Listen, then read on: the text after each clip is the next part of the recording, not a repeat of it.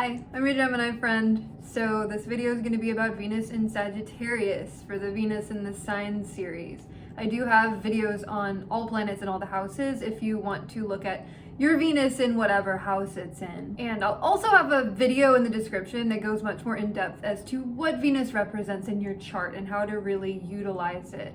But this is going to be going over Venus in Sagittarius energy and how to really embody that in a way that can attract things into your life and help you to really be in that essence. So I'm going to start with the aesthetic material side of Venus, and then I'm going to go into value, self-worth, then love and relationships, and then challenges and growth opportunities. And I do also offer personal natal chart readings and synastry readings if you're interested in that. But let's get into this. So the more aesthetic preferences of this placement, this is dealing with how we present ourselves, the way we decorate, the things that we are attracted to on that material level, and also our taste in like art, music, enjoyment, and sensuality in general. So Sagittarius is a very bold and vibrant sign. So this is going to be high energy. Think like upbeat music, bold color choices and textures. But the main thing with Sagittarius is this expansive nature where it always wants to look outside of its own experience and have more experiences.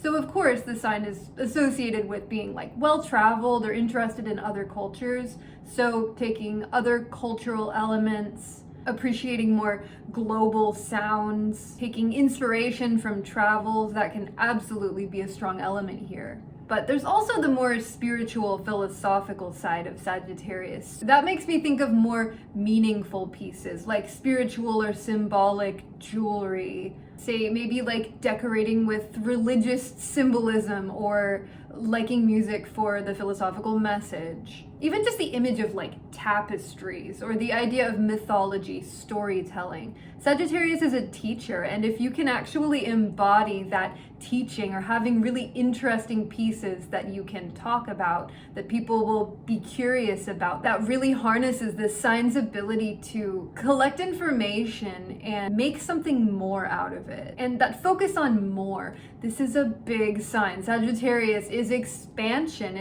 It's Jupiter's huge, you know, so thinking of like big things like chunky jewelry, big giant paintings, I don't know, big, bold, things that take up space and things that have louder energy, like they're making a statement. This is just a very statement sign. And then there's also, with the traveling element, think of like more adventure-ready clothing, durable fabrics, something comfortable, ready for anything. Maybe like a preference for outerwear, sportswear, or at least shoes that are good to walk in. It's an interesting blend of practicality and making a statement. But with the optimism of the sign, the practicality isn't always the biggest focus here. I'm just thinking more along the lines of being prepared for whatever you might get into. This is definitely a look that stands out and a look that really says something. Or decorating your room, your home with all sorts of things that you've picked up,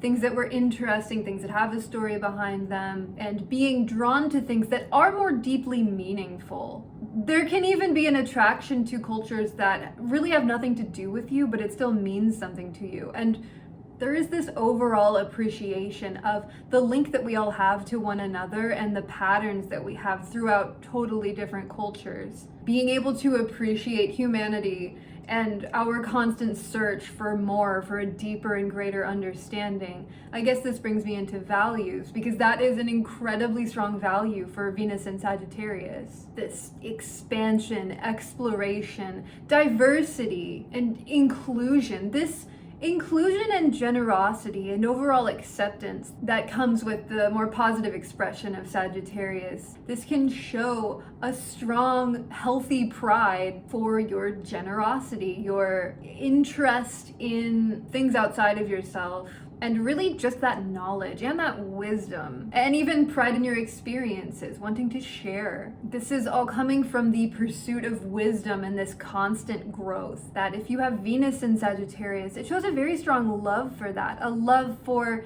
people and the things that they do, traditions, non-traditional things. Sagittarius wants to see them all. So to really embody that idea of teaching, philosophy, and growth through your experiences, this really amplifies the beauty of this placement and that optimism that comes with Sagittarius. It's like the more optimistic you are, the more opportunities you can see, the openness and knowing that you are lucky, embracing the potential of what might be available to you. This is true beauty and attraction. This is honestly a quite lucky placement, though I'll get into it in the challenges. This can deal with overindulgence, a constant desire for more. Another thing associated with the values of Sagittarius is freedom, the desire to feel free and not held back by anything or anyone or any sort of ideas, free to come up with your own conclusions. So anything that feels confining or like you're not able to be your entire self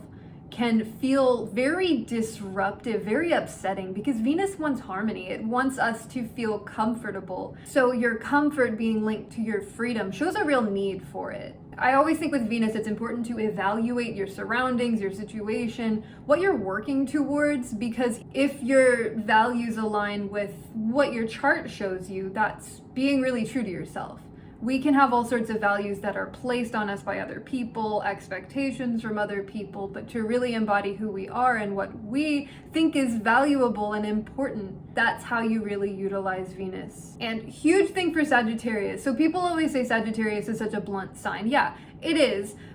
But this honesty, this authenticity, and this freedom to just like say things, when it's done in a way that is tactful enough that it doesn't hurt people, the honesty and authenticity of Sagittarius is a truly beautiful thing. So really leaning into honesty, and more so than being blunt, more avoiding deception, avoiding lies, and avoiding things that just aren't true to you is a great way to really shine in this energy. Because Sagittarius has a very low patience, low tolerance for superficial things, for fake, just it's not attractive. So as much as you can eliminate that from your life and from your presentation, the better things are going to be. So in love and relationships, that focus on freedom is of course something that can be a bit difficult in a relationship, because if you want to feel free, you don't want to feel tied down, commitment can be more of a challenge. But it's going to depend on all the other placements in your chart, whether or not you are more commitment focused or not. And this is by no means a non-loyal placement to have. In fact, this is wonderful for a relationship where you're growing together and you're expanding your knowledge and worldview together and having that sort of philosophical connection. And I also love the relationship of student and teacher and that switching between student and teacher. So having a sort of connection where you're able to flip-flop on both sides of that and learn from each other, that mental stimulation is highly important for a relationship with Venus and Sagittarius. So this is very likely being drawn to people who are less possessive, less controlling, more free, more open-minded. And there's not just that need for an intellectual connection, there's usually need for humor, somebody funny, somebody who's going to bring a lighthearted energy to the situation and be able to feed off of your more lighthearted energy, because it can be frustrating to be with somebody who's not just an energetic match like that, who's taking things too seriously. It might feel like you're being dragged down. And another thing that's very important in relationships is that transparency, that honesty, and a feeling that you can be completely authentic and completely yourself. And also that whoever you're with is also being completely honest with you and with themselves. To be able to connect in a straightforward way, it takes away how complicated things can be. And Venus in Sagittarius really doesn't enjoy complicated emotional highs and lows in a relationship. This can be a dramatic sign, and it's gonna, again, go along with your other energies. But the drama, it's not necessarily something that's going to be ongoing, something that you're going to get sucked down into the depths of. That's not really the goal of this energy. So if you feel like you're experiencing a lot of turbulence, a lot of maybe control issues or fighting or intensity, that can be very uncomfortable for this placement. And this placement also shows that as a person, what you're looking for in a relationship is something more adventurous, new shared experiences, and somebody who really maybe brings you outside of your comfort zone, but in a fun way. Because when you can have like a shared goal or a dream that you're working towards with another person, what you bring to the equation is so inspiring. It's important not to have all that energy be stifled, or to not have a proper channel for it, or somebody who's not receptive to it. Because especially with the more restless nature of this sign, or the need for variety, the need for new experiences, if somebody isn't stimulating you in that way, you can get bored with the relationship. And while it is also important to form that deep emotional connection that's so satisfying in a bond, you likely won't even want to get to that point if it's not the right person. And I truly believe that Sagittarius is at its best when it is in that kind of brutal honesty. And I don't mean like be brutal to another person. I mean brutal within yourself. Is this really working for me? This is the path to these opportunities and to this luck. By figuring out if your situation, if your surroundings are actually aligning with who you are as a person.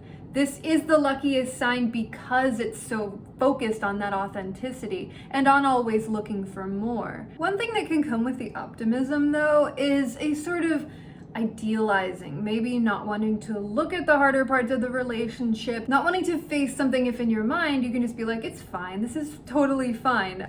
The over-optimistic nature of Sagittarius can do the rose-colored glasses thing, can totally overlook major red flags. So honesty. And I guess that'll bring me into the challenges and growth opportunities, because this idealism, it doesn't just happen in relationships. It can happen all over the place. And when this is Venus, it's dealing with things of material value. So this can potentially be like maybe building something up to yourself, not really wanting to look at the truth of it, even when it comes to like a large purchase or something creative.